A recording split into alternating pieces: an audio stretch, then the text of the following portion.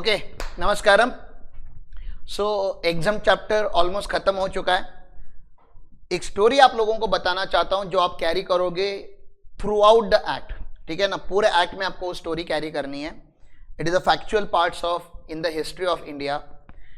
तो ये ऐसा हुआ था, वो इतिहास आपको पता होना चाहिए।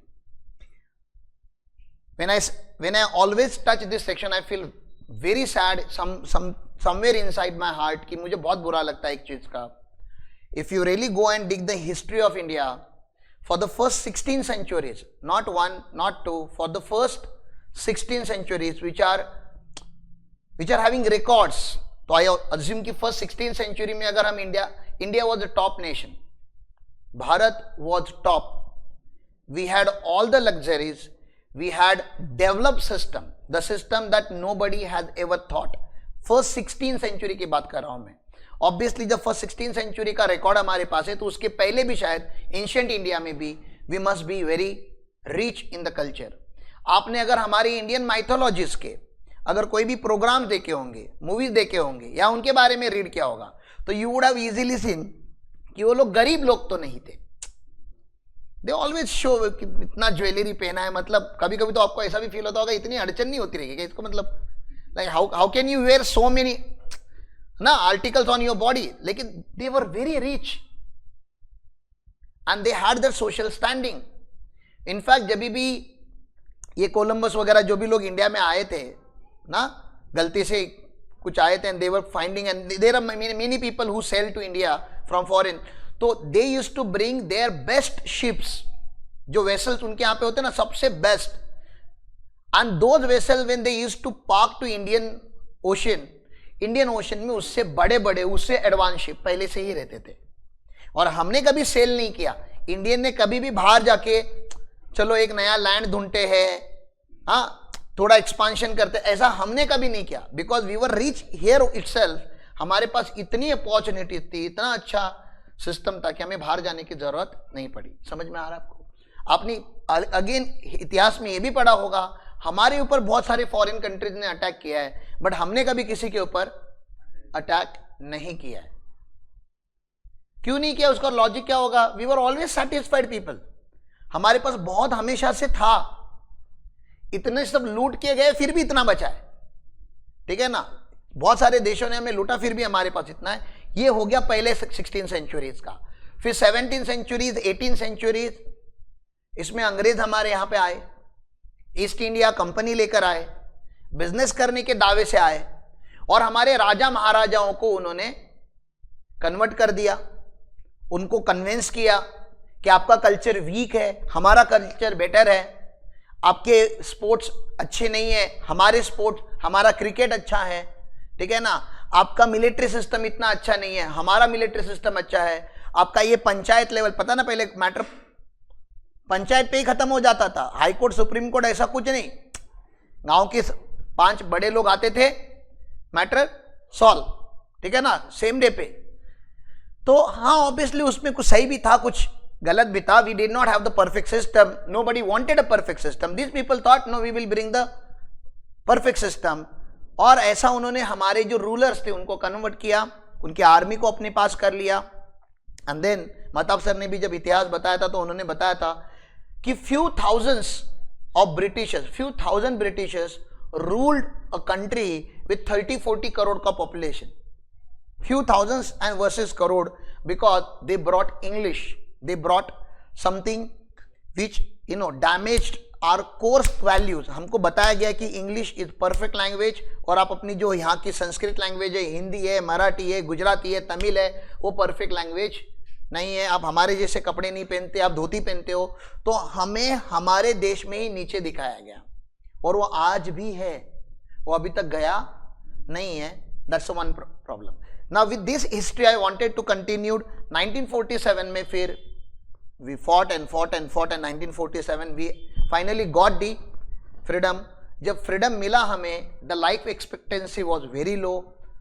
In fact Britishers thought and the whole world thought, जो आज बांग्लादेश का हालत है ना, आज आपने देखा होगा ना बांग्लादेश का हालत, पूरा क्योटिक, कोई लीडरशिप नहीं, कोई विजन नहीं देश के पास।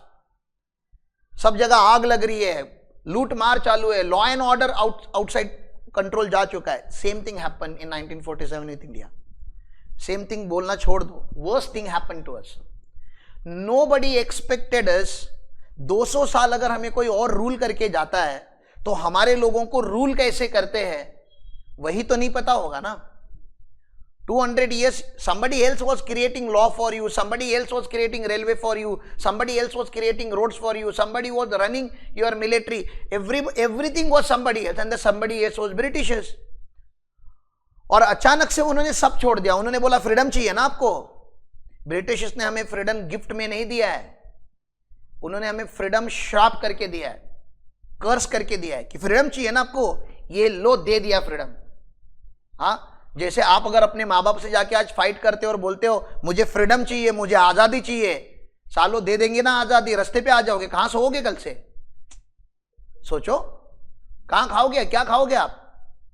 जो आपका एटीट्यूड है सारा जमीन में मिल जाएगा ना। फाइट तो तभी कर रहे हो आप जब आपको पूरा कॉन्फिडेंस है कि वो आपको घर से नहीं निकालेंगे। तो ऐसा हमारा हालत था। We were at very bad shape. Nobody expected India to stand. Collapse country, both India Pakistan. Partition जानबूझ के किया गया था। उनको पता था डिवाइड एंड रूल है, ये लोग वीक है, ये भीख मांगेंगे, फिर से बोलेंगे कि बाबा फिर से आप पावर ले लो अपने हाथ में, हमें नहीं जम रहा है ये देश चलाना। तो ये सब कुछ हुआ। Then you know the balance history. 40-50 साल हो गए। अच्छा, इस पीरियड में और एक चीज हुई। इसी पीरियड में वर्ल्ड वॉर 2 का भी इंपैक्ट आया। 1930s के आसपास शायद वर्ल्ड वॉर 1 हुआ था और उसके इसी पीरियड में वर्ल्ड वॉर हुए थे। वर्ल्ड वॉर में सबसे ज्यादा डिस्ट्रॉय हुई कंट्रीज का नाम बताओगे क्या? जो मतलब कोलैप्स हो गए थे, मतलब उनके पास कुछ नहीं बचा था। Japan, USA was major leader in the world war, major player of world war. Then Japan, France, Germany, Russia, these are the countries. और आज डेवलप नेशंस के नाम बताओ। USA, Japan, China, Germany, Russia. मतलब जो देश पूरे डिस्ट्रॉय हुए थे वो पूरे बने कौन से पीरियड में पता है? जिस पीरियड में हम फ्रीडम से लड़ रहे थे, उस पीरियड में, जब हमें फ्रीडम मिला उस पीरियड में। We were fighting for small issues. We were fighting for Hindu, Muslim. We were fighting for upper jati, lower jati.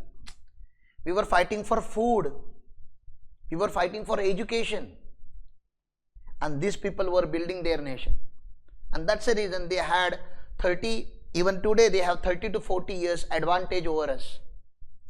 क्योंकि हमें रिकवर होने के लिए, फ्रीडम मिलने के बाद रिकवर होने के लिए 30 से 40 साल लगे। रिकवरी मतलब कॉन्शियसनेस, फिर से एक नई जनरेशन आने के लिए, generation which is capable of having a vision of future of India. ठीक है ना, एक अलग जनरेशन।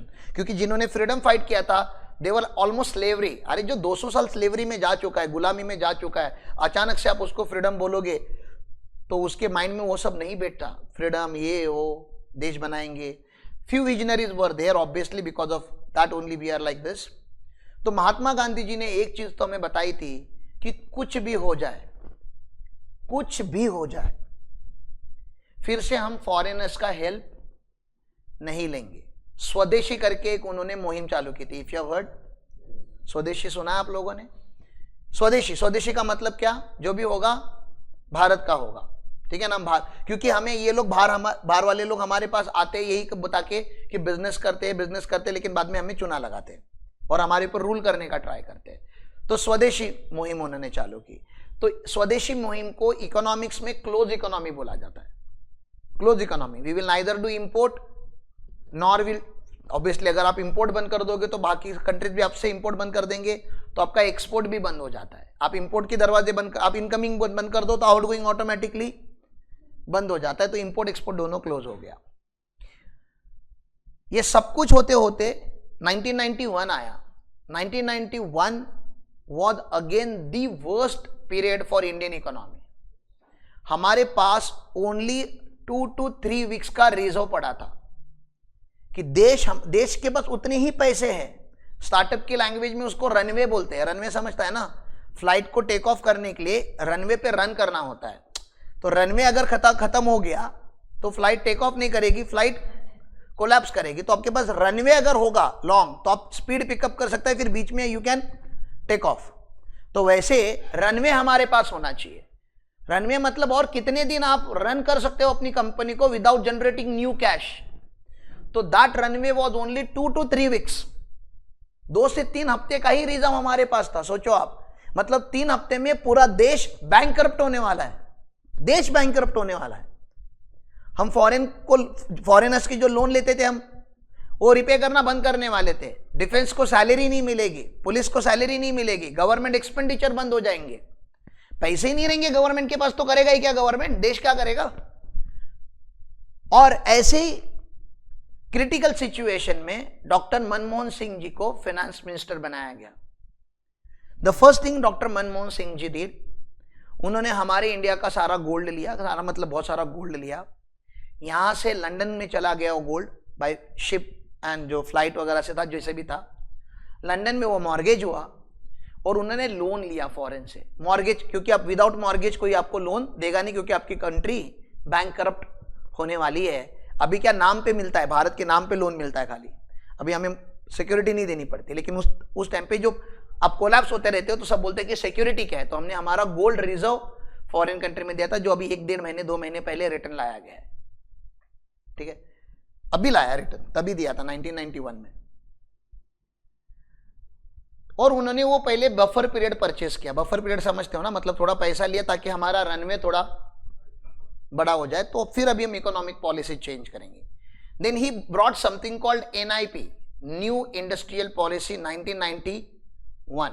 उन्होंने पॉलिसी लाई जो मैन्युफैक्चरिंग सेगमेंट के ऊपर फोकस करता था। फिर उन्होंने पॉलिसी लाई LPG भी आप लोगों ने सुना हुआ है, liberalisation, privatisation and globalisation. Liberalisation का मतलब है कि पहले बहुत सारा लाइसेंसिंग लगता था, अब उतने लाइसेंसिंग की जरूरत नहीं है। विदाउट लाइसेंसिंग ऑल्सो या बहुत कम लाइसेंस में आप बिजनेस चालू कर सकते हो। तो बिजनेस चालू करना उन्होंने आसान किया, क्योंकि उनको पता था बिजनेस चालू होंगे तो टैक्स का रेवेन्यू जनरेट होगा, एम्प्लॉयमेंट जनरेट होगी, गरीबी हट जाएगी। तो गरीबी का सोल्यूशन मतलब एम्प्लॉयमेंट, और एम्प्लॉयमेंट मतलब हमें बिजनेस लाने पड़ेंगे, और बिजनेस लाना आसान करना पड़ेगा। अपने लाइसेंसिंग बहुत ज्यादा डाल दिया तो बिजनेस स्टार्ट कैसे होगा। ठीक है, ये लोग ROC वाले बच्चे यहाँ पे बैठे ROC के ऊपर आज जो काम करते हैं और फ्रस्ट्रेट होते हैं कि ROC कंपनी का नेम अप्रूवल नहीं देती, एक हफ्ता 15 दिन लगते कंपनी बनाने के लिए। 1991 में 10 15 साल लगते थे कंपनी बनाने के लिए, साल 10-15 साल लगते थे नई कंपनी स्टार्ट करने के लिए। 2-2, 3-3 साल तो बेसिक लाइसेंसिंग में जाते थे, इनकॉर्पोरेशन में जाते थे। इतना लेंदी था, इतना क्रिटिकल था। तो आज हम लोग बहुत अच्छी पीरियड में है टेक्निकली, हाँ, बट उतनी भी एडवांस नहीं है जितनी फॉरेन कंट्रीज है कि सुबह अप्लाई कर दो शाम तक आपकी कंपनी रेडी। ठीक है ना, होगा अभी धीरे धीरे होगा। Version 3 is a proof of that. ठीक है ना, कि within a day approval will be given और rejection will be given within a day. तो 1991 LPG, लिबरलाइजेशन, प्राइवेटाइजेशन मतलब आपको पता ही है गवर्नमेंट एम्प्लॉय कैसे काम करते हैं, बहुत ही डेडिकेटेडली काम करते हैं। तो सारी गवर्नमेंट एंटिटी लॉस मेकिंग थी, तो गवर्नमेंट सोच रहा था कि एंटिटी हम रन कर रहे हैं और हम उसको लॉस भी बना रहे हैं, तो उन्हें सोचा why can't we give to private sector. Private sector तो अच्छा पैसा भी देगा हमें। ठीक है ना, उसको डिसइन्वेस्टमेंट भी बोला जाता है। डिसइन्वेस्टमेंट सुना आपने ये वर्ड, कि गवर्नमेंट का जिस एंटिटी में स्टेक है गवर्नमेंट को प्राइवेट एंटिटीज को दे देता है, तो गवर्नमेंट का ह्यूज पैसा मिलता है, और फिर प्राइवेट वाले उसको प्रॉफिटेबल भी रन करते हैं, क्योंकि प्राइवेट वाले और प्राइवेट वाले लोग सच में काम करते हैं।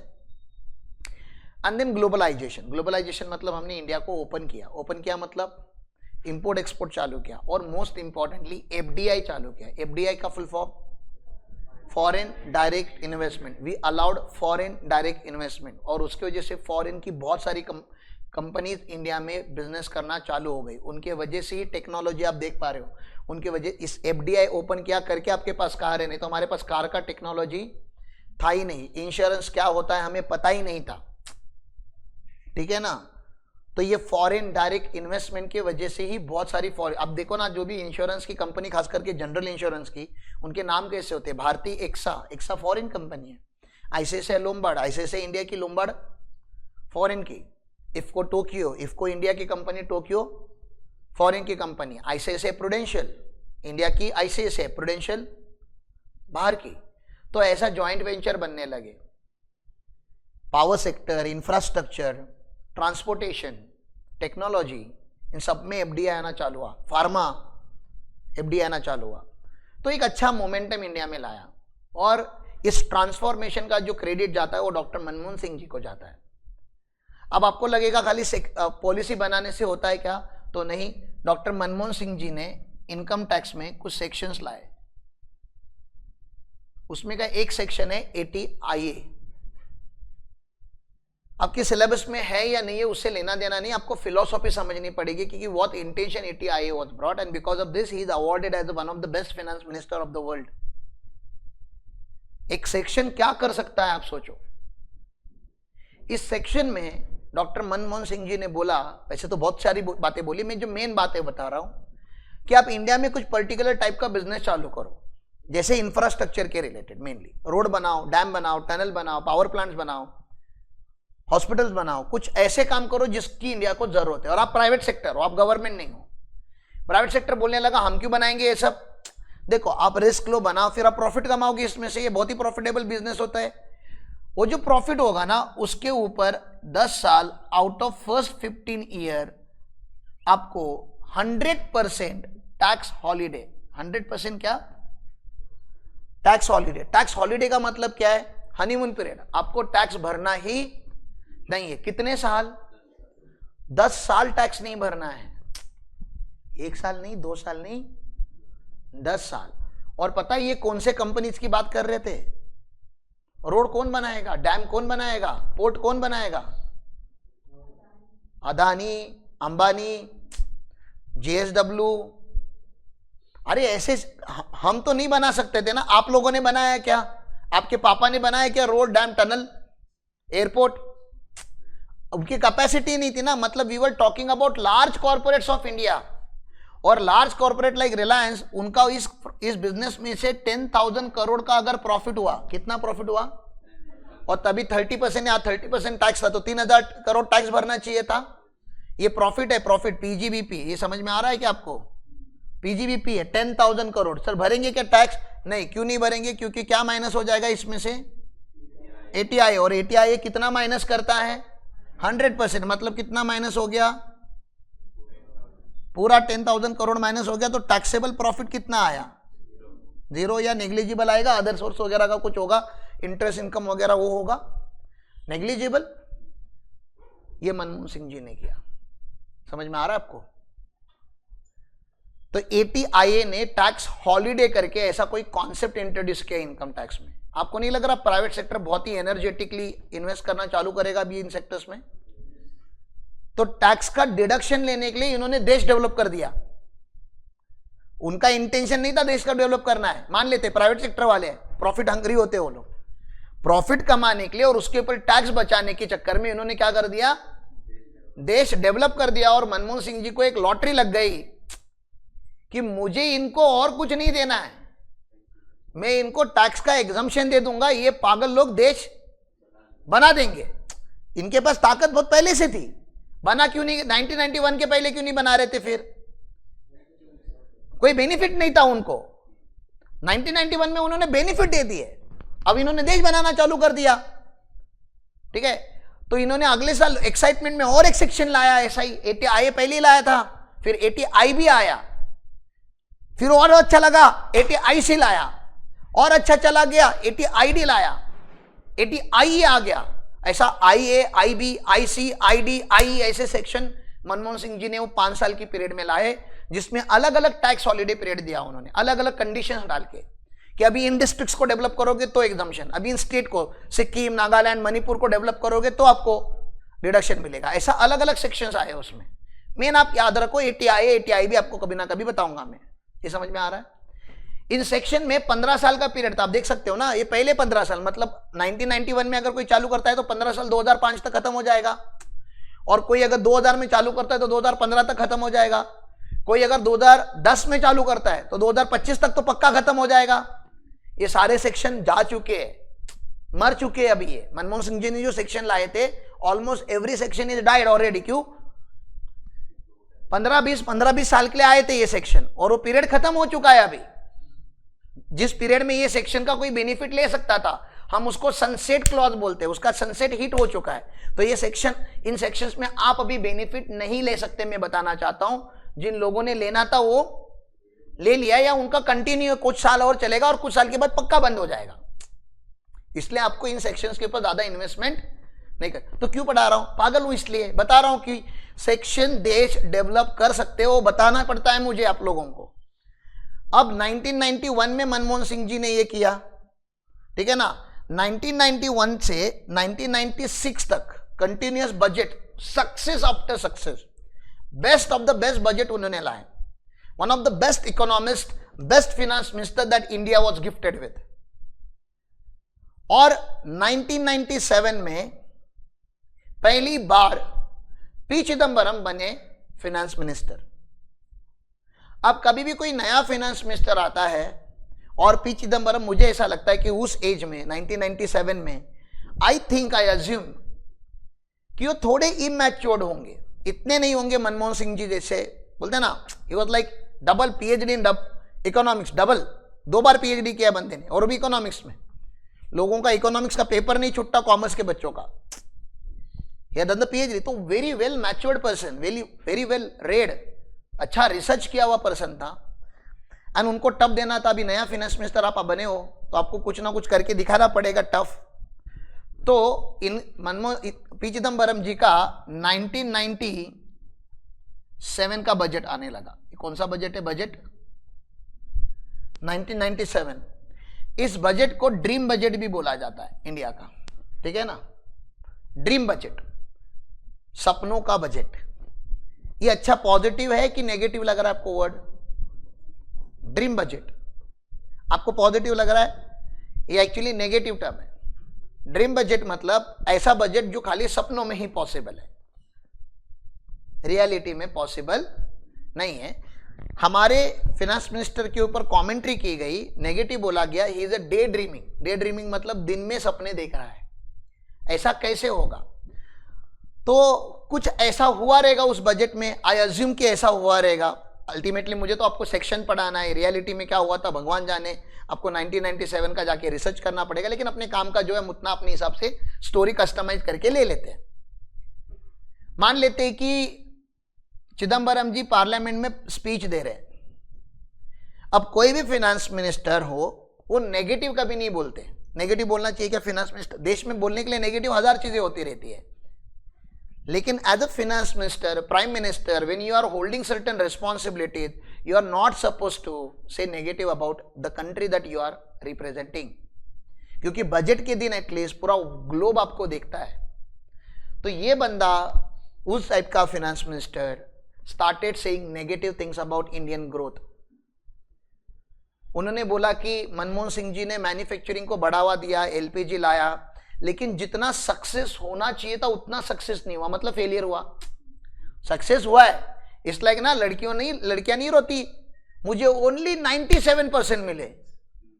इधर हमारे बच्चे 47 पे खुश है, हाँ 47 पे खुश है, और लड़कियां 97 पे नाराज होती है कि 97 ही मिले।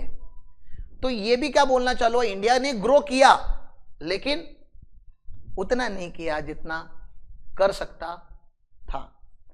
इन्होंने बोला कि यहां पे फैक्ट्री लगाई गई है, इन्होंने बोला फैक्ट्री लगाई गई है, लेकिन फैक्ट्री को कनेक्टेड रोड नहीं बनाए गए। तो फैक्ट्री माल सप्लाई कैसे करेगा?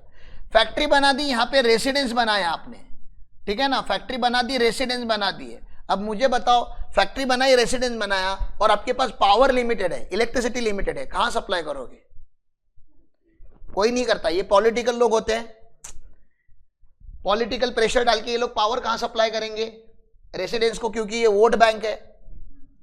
वाटर सप्लाई कहां पे करोगे? अरे वोट बैंक को, आपके जहां से आपको वोट मिलेंगे। फैक्ट्री गई तेल लगाने, फैक्ट्री तो अमीर लोगों की होती है।